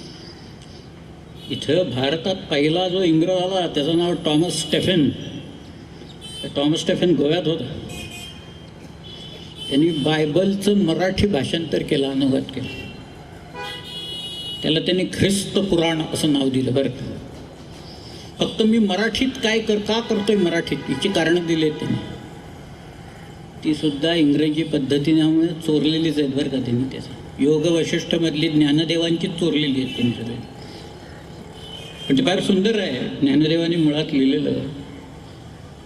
त्यांनी असं लिहिलं आहे ते सुरुवातीला, जैसी पुष्पा माझी पुष्पमोगरी की परिमळा माझी कस्तुरी, तैसी भाषा माझी साजरी मराठिया. पखियांमध्ये मयूरू, पक्षात मोर, वृक्षांमध्ये कल्पतरू, कल्पवृक्ष, तैसी भाषा माझी मान थोरू मराठी अशी. जैसे हरळा माझी रत्न किळा. गवत असताना त्या गवताचे सुद्धा प्रकार आपल्याकडे लोकांनी लिहिलेले आहेत. त्याच्यात एक रत्नकील या नावाचं गवत आहे, ते सर्वश्रेष्ठ गवत मानलं गेलेलं आहे. हरळा माझी रत्न किळा की रत्नां माझी हिरा निळा, तैसी भाषा माझी चोखळा मराठी असं म्हणून तो मराठीत अनुवाद त्यांनी केला. कुठे ती मराठी? आणि ज्ञानदेवांच्या अमृता तेही पैजा जिंकणारी मराठी कुठाय? अधपात हा लोकांच्यामुळे साहित्याचा होतो. भाषेचा भाषेमुळे होत नाही. ती भाषा वापरण्यामुळे, वापरणारे जे लोक असतात त्यांच्यामुळे त्या भाषेचा अधपात होतो. आणि भाषेचा अधपात सुरू झाला की संस्कृतीचा अधपात होतो. बाहेरून आपल्याकडे जी आक्रमक मंडळी आली, या आक्रमकांची नुसती भाषा नाही आली, भाषा म्हणजे केवळ ते शब्दच येत नाहीत, त्या शब्दापाठोपाठ त्यांची संस्कृती इथं येते सगळं. त्यामुळे जी काही इथं वाताहत झाली अनेक वर्ष चालूच आहे ते अजून. पण म्हणूनच सह्याद्री हा जो मंत्र शिकवतो म्हणून मी सारखा म्हणतोय की जायला काय पाहिजे, तिथं गेल्यावर ही गाणी ऐकायची अशी. लोकांच्या हातात ट्रान्झिस्टर्स असतात आणि ते मोबाईल फोन आहेत, आता त्याच्यावरही गाणी ऐकायला मिळतात लोकांना. आणि तिथं चर्चा काय, त्या सिरियलमध्ये काय झालं आणि ह्या सिरियलमध्ये काय झालं, ही चर्चा तुम्ही डोंगरावर जाऊन आणि किल्ल्यांवर जाऊन करताय परत. मग कशाला जातो तिकडे, तो काय कारण आहे जायचं? रामाजी पांगेरा असं नाव ऐकलं का म्हटलं तुम्ही? कोण, who was that Ramaji Pangera? म्हणजे आता म्हटलं आहे ना, आता रामाची सीताकोणपासून सगळं सांगावं लागणार मला, अशी परिस्थिती. पण ही आपल्याकडच्या मराठी मुलांची दैना अशी आहे सगळ्या, बाकीच्यांची तर जाऊच दे सगळ्या. आज प्रतापगडावर लोक येतात, महाबळेश्वरला येणारे सगळं जे क्राऊड आहे ना, तो सगळा तिथे येतो प्रतापगड. आणि मग प्रतापगड असं काय ते कुल्फी आईस्फ्रूट घेत असं शिवाजी किल्ड अफजल खान शहर वगैरे असं म्हणत. मग काहीतरी आपलं बघायचं तिथं. आता ती दुकानं लागलेली आहेत, त्याच्यावरनं टोप्या घ्यायच्या, शंखांच्या माळा घ्यायच्या, ते मिरवत बसायचं, संध्याकाळी महाबळेश्वरला निघून जायचं. तर म्हटलं परिसर तुम्ही पाहिला आहे का कधी? नाही पाहिलं.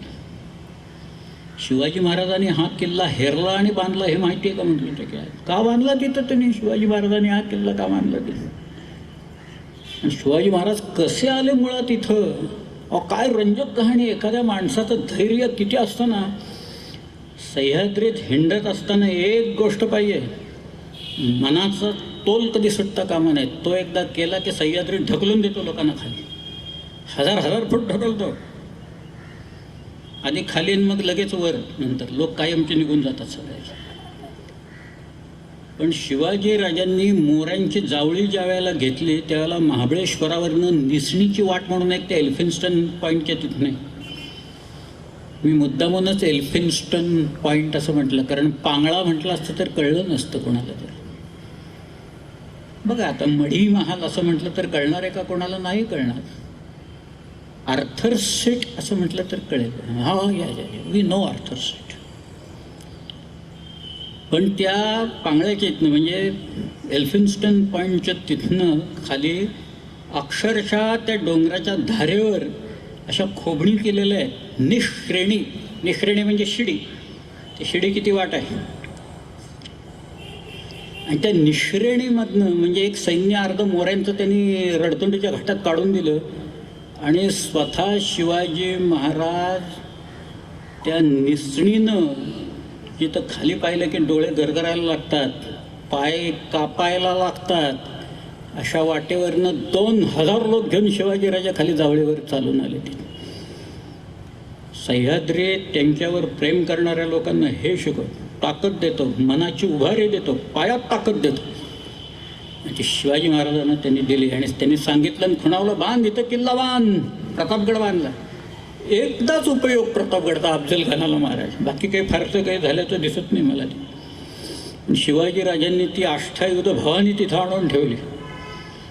ती आणली पार गंडकमधनं, नेपाळमधनं शिळा आणली ती मंबाजी नाईक पानसरांना पाठवून, आणि त्याच्यातनं ती मूर्ती घडवली.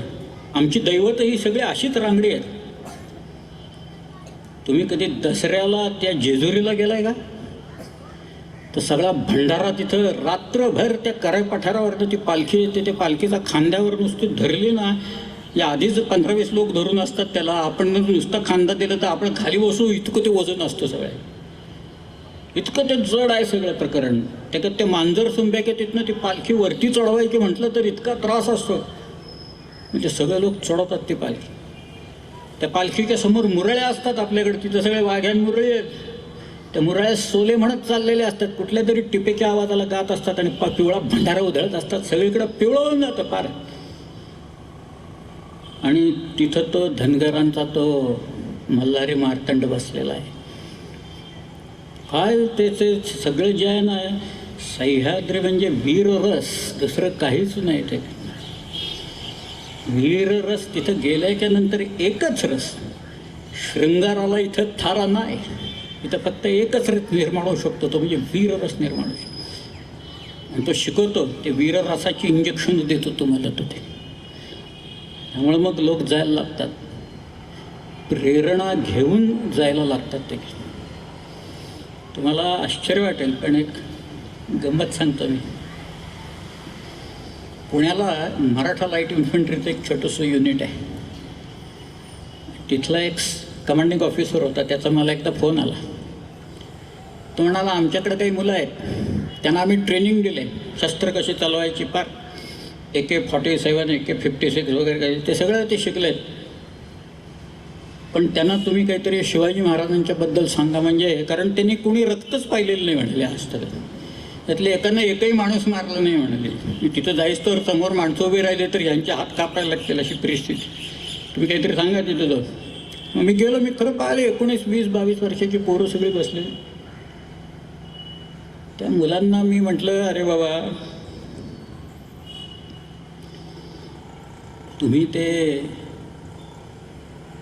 ज्या काही बॅटल क्राईज असतात ना, तुम्ही मराठा लाईट इन्फंट्री लोक आहेत, तर आपल्याकडे असे रेजिमेंट्स खूप आहेत. बिहार रेजिमेंट आहे, राजपुताना रायफल्स आहे, कुमाव रेजिमेंट आहे, गोरखा रेजिमेंट आहे, मद्राससुद्धा आहे.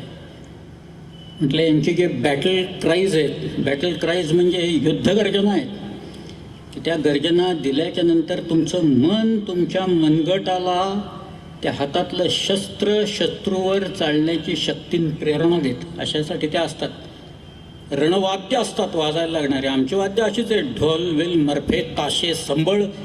तो एकदा गोंधळी तर देवीच्या समोर संबळ घेऊन उभा राहिला आणि संबळ वाजवायला लागला की बघा कसं वाजत, काय वातावरण निर्माण होऊन जातं.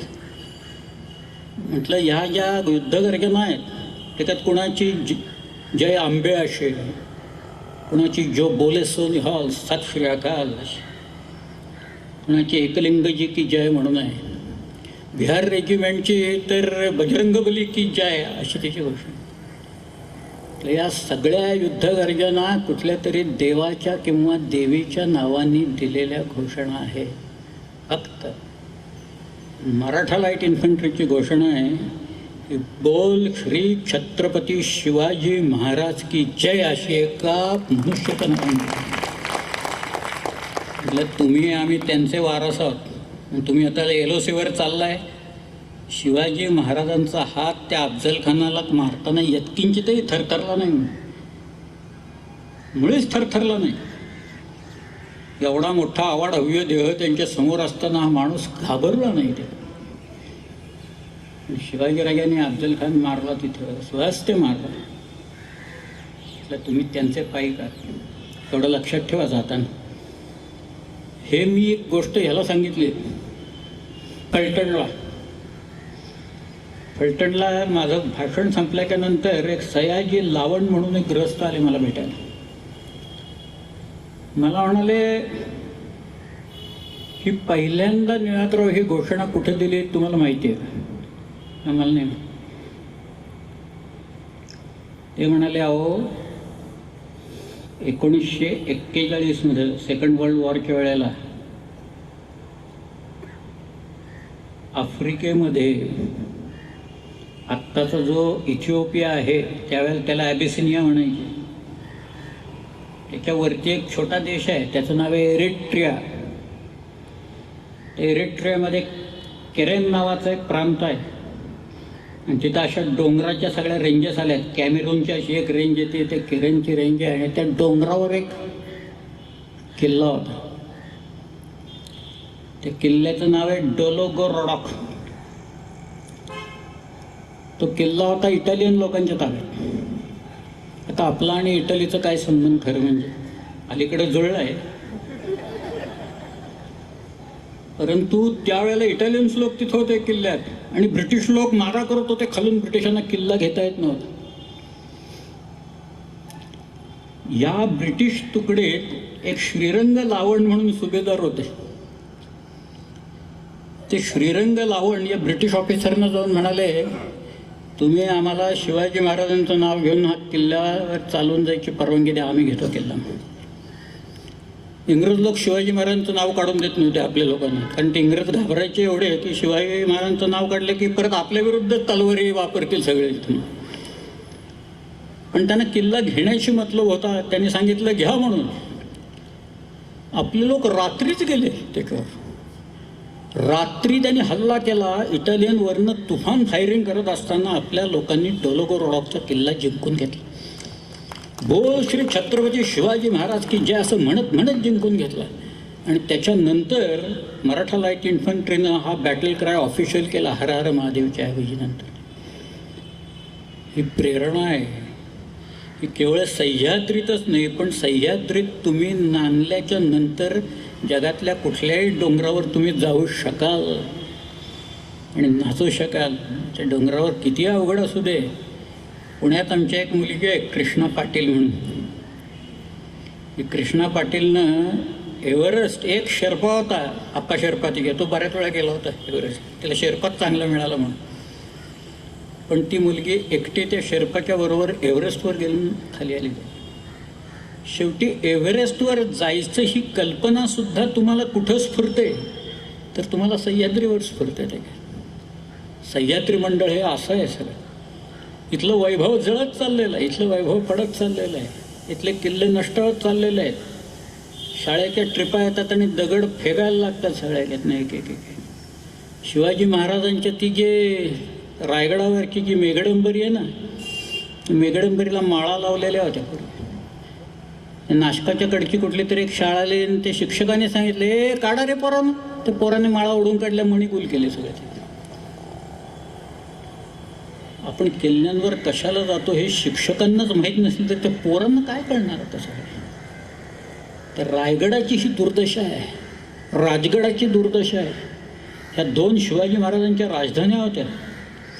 खरं म्हणजे हे दोन्ही किल्ले 17व्या शतकात जसे होते तसे जर का परत बांधून काढले तर शिवाजी महाराजांना खरी श्रद्धांजली ती ठरेल आणि त्यांचं सगळ्यात उत्तम स्मारक ते ठरेल. मी युरोपमध्ये हिंडलो. युरोपमध्ये मागं मी हिंडत असताना एकदा इंग्लंडमध्ये होतो. मार्लबरो म्हणजे चर्चिल, विन्स्टन चर्चिल ब्रिटिश पंतप्रधान. ते युद्धाच्या वेळेला केवळ त्याच्या स्वतःच्या ताकदीवर त्यांनी त्या देशाला वाचवलं सगळं.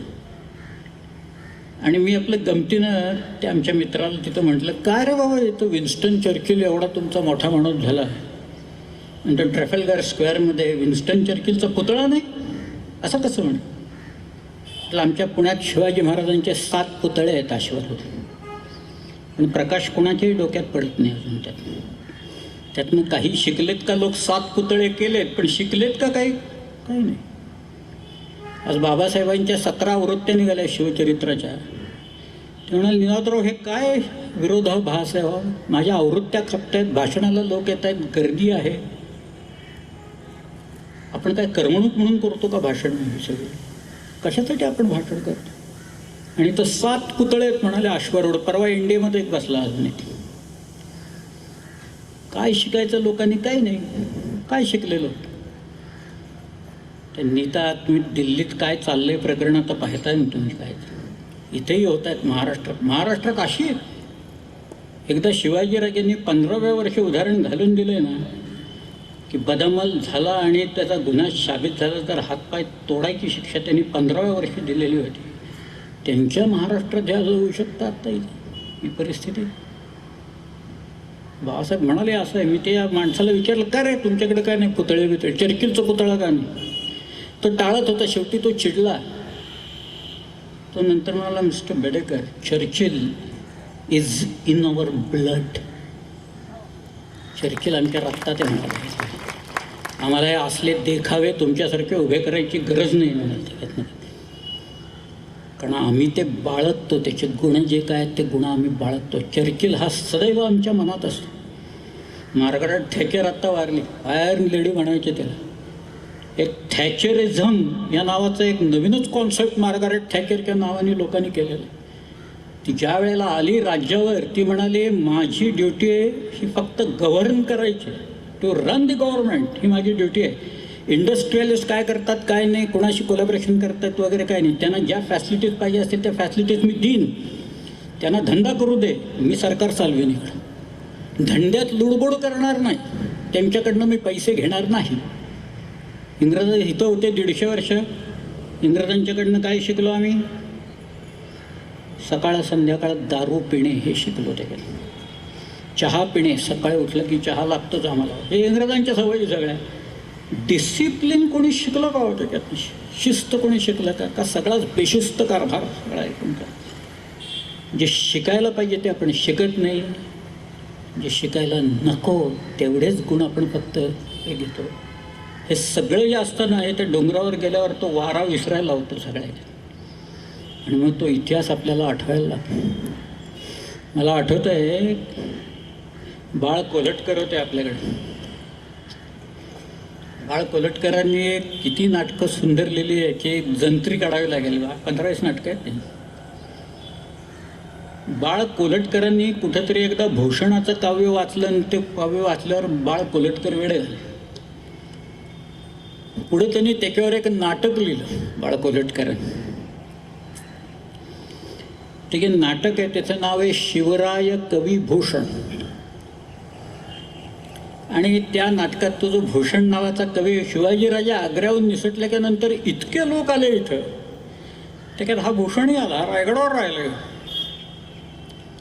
आणि रायगडावर राहून त्यांनी एका काव्यशास्त्रावरच्या ग्रंथाची निर्मिती केली. आणि त्यांनी शिवाजी महाराजांच्यावर छंद रचले सगळे. हे वेगळंच आहे, सगळं प्रकरणच, भूषण नावाचं प्रकरणच वेगळं आहे. त्यांनी गणेशाची प्रार्थना केली आहे, देवीची प्रार्थना केली आहे. शिवाजीराजांना विजय दे असं कायम म्हणतोय तो. जय जयंती, जय आदिशक्ती, जय काली कपर्दिनी, जय मधुकैठव छलनी देवी, जय महिष विमर्दिनी, जय चमुंड, जय चंडमुंड भंडासुर खंडिनी, जय सुरक्त, जय रक्त बीज बिड्डाल भिहंडिनी, जय जय निसुंग सुंभद्दलनी फनी भूषण, जय जय भननी, सरजा समर्थ शिवराज कहे, देहि विजय दे जगजननी, देहि विजय दे जगजननी, देहि विजय दे जगजननी. भूषणाचं काव्य म्हणायला जिभेला वळण लावावं लागतं. साधं सुद्धा काम नाही आहे. ती मी एक छंद म्हणून दाखवतो. शिवाजीराजे सुरत लुटतायत ना, त्याच्याबद्दलचा तो छंद आहे. त्या छंदाचं नाव आहे अमृतध्वनी, घनाक्षरी, कवित्त, मनहरण असं ते वृत्त आहे खरं तर. दिल्लीय दलन दबाई के शिवसरजा निरसंक, लूट लियो सूरती शहर बंकक करी अति डंक, बंकक करी अति डंकक करी अति संकक कुलिखल सोचच्चकित भरोच्चल्य विमोच्च खजल तठ्ठठ्ठाई मन कठ्ठट्ट कसो रठ्ठठ्ठिल्य सद्दत दिसेसी भद्दत दबी भाई रद्दत दिल्य. बघा म्हणतोय का कोणी? अवघड आहे, त्याला अर्थ आहे. आणि सोचच्चकित, सुरतेचे लोक विचार करून चकित झाले. भरूच्चल्य, भडोचकडं पळायला लागले. विमोच्च खजल, अश्रुपात करत रडत रडत असेल, हा बाबा आलाच कुठनं एकदम सुरतेवर म्हणून गेले. त्याला अर्थ आहे सगळ्या. त्यामुळं ते काव्य जे आहे भूषणाचं, ते ऐकलं की अशी एक मोहिनी पडते तुमच्यावर. तो तुमच्या अंतःकरणाचा ठाव घेतो सगळा. तसा या बाळ कोल्हटकरांच्या अंतःकरणाचा ठाव त्या भूषणाने घेतला. मग त्यांनी ते नाटक लिहिलं. त्याच्यात भूषणाच्या काही छंदांचा त्यांनी मराठी पद्यानुवाद केला. आपल्याकडे पद्यानुवाद केलेत काही लोकांनी. रागो काटे यांच्या पुस्तकात त्यांनी काही दिलेत. किंवा दुर्गा प्रसाद आसाराम तिवारी म्हणून आपल्याकडे ज्यांनी संग्रामगीतं लिहिली मराठ्यांची. आणि जळगावलाच होते काव्य रत्नावलीकार फडणीस. त्यांनी भूषणाचा एक छंद म्हणतो, तुम्हाला सगळ्यांना माहिती येतो. इंद्रगिमी जंब पर बाळव स्वंब पर रावण सदंब पर रघुकुल राज है, पौन बारी बाह पर संबुरति नाह पर जो सहस बाह पर राम द्विजराज है, दावा द्रुमदंड पर चीतामृग झुंड पर भूषण वितुंड पर जय मृग राज है, तेज तिमी अंश पर कन्नजमी कंस पर त्योम लेक्ष वंश पर शेर शिवराज है, शेर शिवर. त्याचा अनुवाद त्याने असा केला होता दुवा तिवाऱ्यांनी. जृंभावरी इंद्र लंकापतीच्या वरी की जसा जानकीचा पती, मेघावरी वायू कामावरी की महादेव ज्याची तपाची रती, दुःशासनाच्या वरी भीम किंवा कन्हैया जसा दुष्ट कंसावरी, हा भोसले भूप गाझी शिवाजी तसा भूतली म्लेच्छ वंशावरी, असं त्यांनी करतो. आणि गंमत म्हणजे बाळा कोलटकरांनी त्यांनी जो अनुवाद केलेला आहे तो अनुवाद मी सांगतो आणि मग मी थांबतो. आज फार छान केला आहे त्यांनी. कल्पनाचं एक विलक्षण मांडले आणि त्यांनी ती जी पुस्तक आहे ना त्या पुस्तकात एक प्रस्तावना लिहिली आहे. त्या प्रस्तावनेत बाळ कोलटकरांनी असं म्हटलं आहे की ह्या काव्याची ओळख मला ग दि माडगुळकरांनी करून दिली म्हणून. आता माडगुळकरांनी जर का भूषणाच्या काव्याचा अनुवाद केला असता तर तो किती सरस झाला असता आणि एक वेगळं शिवायन गीत रामायणासारखं गीत शिवायन फार सुंदर माडगुळकरांनी केलं असतं. पण ते काही झालं नाही. पण रायगडावर काही तलाव आहेत पिण्याच्या पाण्याचे. मी एकूण हिशोब काढला. साधा आम्ही आपले गेल्यावर एक हिशोब करतो काय किती पाणी राहत असेल याच्यात. रायगडवर जे तलाव आहेत त्या सगळ्यातलं जर का पाणीच नुसतं मोजायचं म्हटलं तर 12 कोटी लिटर पाणी रायगडावर आत्ता सोय पाण्याची. कल्पना करा तुम्ही काय. किल्ल्यावर 3000 फुटावर ही परिस्थिती वरती तिकडं. कित्येक किल्ल्यांवरच्या टाक्यातलं पाणी खाली लोकांनी आणलेलं आहे. खाली पाणी नाही आहे, वरती पाणी आहे किल्ल्या किंवा काय. हेच तर गंमत आहे सगळं. पण तिथं पिण्याच्या पाण्याचं जे टाकं आहे ज्याच्या काठावर शिवाजी महाराजांचा राजवाडा उभा आहे त्या टाक्याचं नाव आहे गंगासागर. आणि बाळ कोलटकरांची कल्पना अशी आहे की गंगासागर जो आहे त्याचं भाग्य या आकाशातल्या गंगेहून आकाशगंगेहूनही मोठं आहे, कारण शिवाजीराजे असं पाणी प्यालेत अशी ती कल्पना आहे त्यांची. आणि भूषणाचा जो छंद होता, भूषण असं म्हणतोय दख्खन केसब दुग्ग जिती. दुग्ग म्हणजे दुर्ग. दख्खन केसब दुग्ग जिती दुग्ग सहार बिलास शिवसेवक शिव गढपती कियो रायगडवास. रायगडला त्याने आपलं निवासस्थान केलं. ज्या परस आहे तनय शिवराज सुरेश के ऐसे सभासुभ साजे यो कभी भूषण चंपत है लकी संपत्ती को अलकापती लाजे.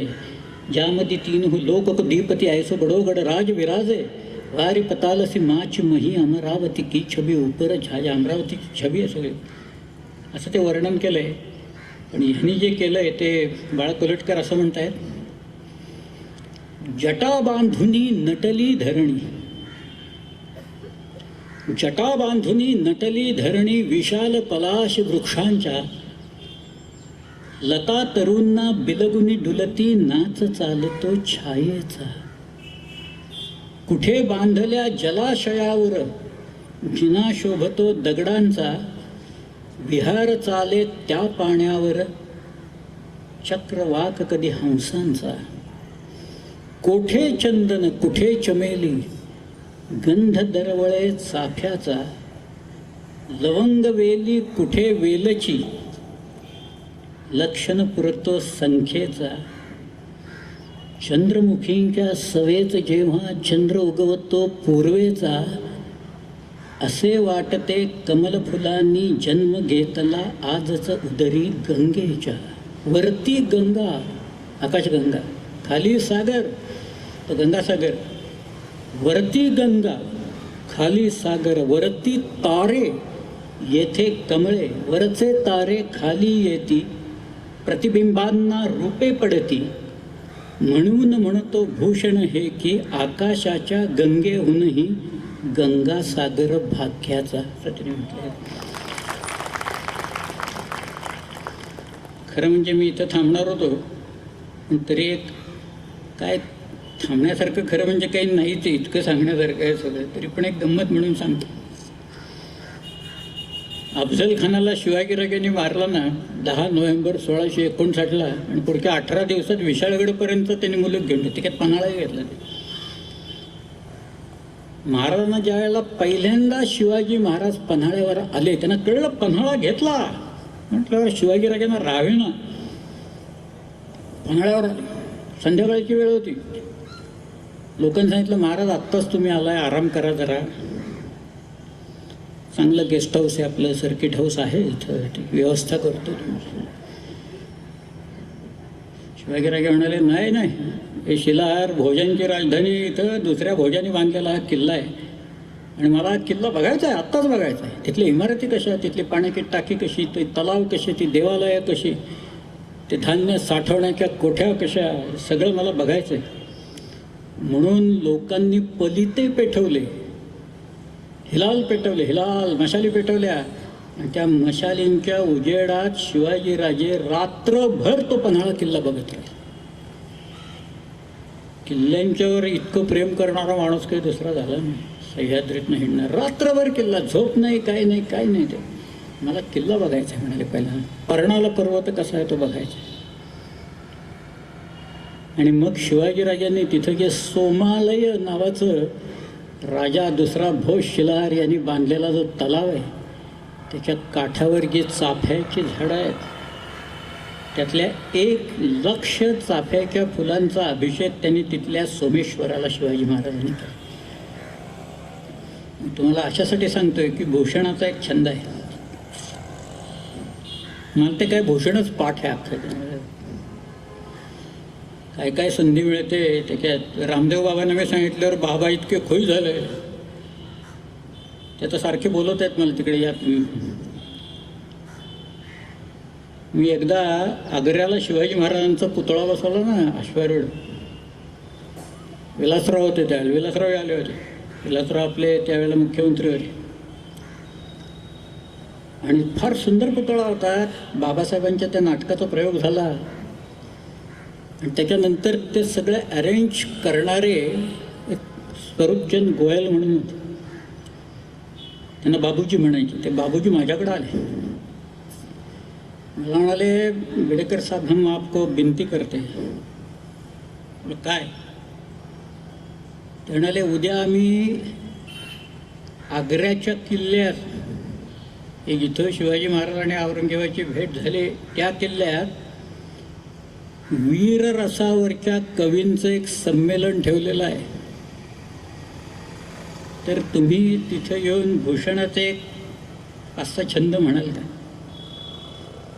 अवश्य म्हणेन. त्याला काय झालं? येतो म्हणतो. दुसऱ्या दिवशी तो कार्यक्रम ठरला. दिवाणी आममध्ये, मोठं का मोठं तो दिवाणी आम, समोर 5-10 हजार लोक. आणि ओपनिंग बॅट्समन मीच. मलाच पुढं ढोकं त्यांनी, तुम्हीच जाऊन सुरुवात करा म्हटलं. मग मी 4 वेळे म्हटलं या भूषणाच्या नाही आहेत, पण मी म्हणतो माझ्या मित्रांनी लिहिलेले आहेत, फार सुंदर आहे. त्या म्हटल्या. मग म्हटलं भूषणाचं काव्य मी म्हणतो. त्यावेळी अशा आहेत. आज से तू हिमाचल प्यार का बंधन खून से जोड़ा जाता है. इस देवभूमि में दानवता का खून निचोड़ा जाता है. इन खेतों में फसल शत्रु के खून से बोई जाती है, और ये तलवार भवानी है वो दुश्मन के खून से धोई जाती है. त्यामुळे आधी जरा इकडे तिकडे काहीतरी करणारे लोक जरा सावरून बसले बरं. इकडे काहीतरी वेगळं सांगतात. मी ते भूषणाचे छंद तिथं म्हटले, असं छंद म्हटले. आणि मग मी परत आलो. माझ्या शेजारी त्यावेळेचे उत्तर प्रदेशचे राज्यपाल डॉक्टर विष्णुकांत शास्त्री म्हणून ते होते बसलेले. मला त्यांनी विचारलं, आप कहाँ से आए? मतलब मैं पूना से आया हूँ. बोले महाराष्ट्र से? मतलब जी हाँ.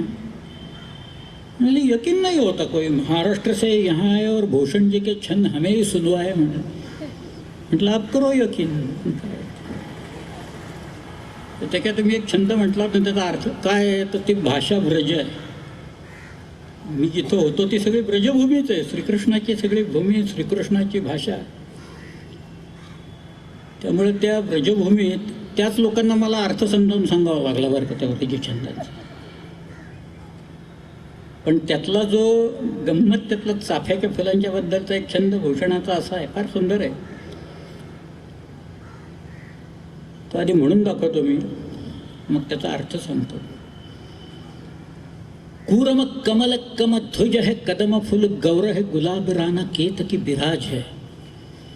पांधुरी पवार जो ही सहत है, चंदावत सरस बुंदेले सो चमेली साज बाज है.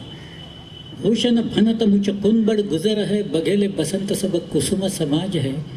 ले रस ऐतिन को बैठी न सकत है, अली नवरंगजेब चंपा शिवराज है, चंपा शिवराज आहे. त्याचा अर्थ असा आहे की भूषणानं औरंगजेबाच्या मांडलिक राजांना एकेका फुलांची उपमा दिलेली आहे. तो म्हणतोय कुरम म्हणजे जयपूरचे कछवा जे आहे मिर्झा राजाचा वंश ना, हे कमळाच्या फुलाप्रमाणे. कुरम कमल, कमध्वज है कदम फुल. कबंध जोधपूरचं हे कदंबाच्या फुलाप्रमाणे आहे. गौड हे गुलाबासारखं आहे. राणा केतकीसारखा आहे. परमार हे पांढरीच्या फुलासारखे आहेत. चंदावतचे राजे जुईच्या फुलासारखे आहेत. अशी त्यांनी सगळ्यांना एक एक उपमा दिली. आणि मग तो म्हणतोय औरंगजेब हा एक अली आहे. अली म्हणजे भुंगा आहे. आणि भुंगा जसा प्रत्येक फुलात जाऊन मध गोळा करतो, तद्वत औरंगजेब या सगळ्यांच्याकडनं कर गोळा करतो. पण बैठी न सकत हे चंपा शिवराज आहे. शिवराय एक चाफ्याचं फुल आहे आणि त्याच्यात मध नसल्या कारणानं औरंगजेब त्यांच्या वाट्याला जात नाही असं त्याला म्हणायचं. सर इतकं सुंदर काव्य आहे ते. आज आपण इथंच थांबू आणि उद्या समुद्रावर पर्यटन करायला जाऊ तिकडे. धन्यवाद.